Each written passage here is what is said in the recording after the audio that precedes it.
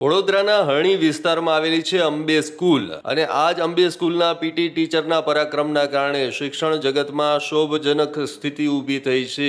શાળાએ પંથેશ પંચાલ નામના પીટી ટીચરને હાલ તો આંકી કાઢ્યો છે, કેમ કે તેની સામે આક્ષેપ થયા હતા કે તેણે ધોરણ 8ની વિદ્યાર્થીનીઓ સાથે અડપલા કર્યા હતા। પણ સૌથી ચોંકાવનારી વાત તો એ હતી કે જ્યારે શાળાના આચાર્યને વાલીઓ રજૂઆત કરવા ગયા ત્યારે શાળાના આચાર્ય પ્રતીક્ષા મેડમથી પણ વાલીઓ નારાજ થયા હતા, કેમ કે પ્રતીક્ષા મેડમે પોતે કમિશનરના દીકરી હોવાનું કહી અને સમગ્ર મામલો રફે દફે કરવાની કોશિશ કરી હોવાનો વાલીઓએ આક્ષેપ કર્યો। ત્યારે આ ઘટના સામે આવતા વડોદરામાં ચકચાર મચી છે અને ઘટનાના વિડીયો પણ વાયરલ થયા છે।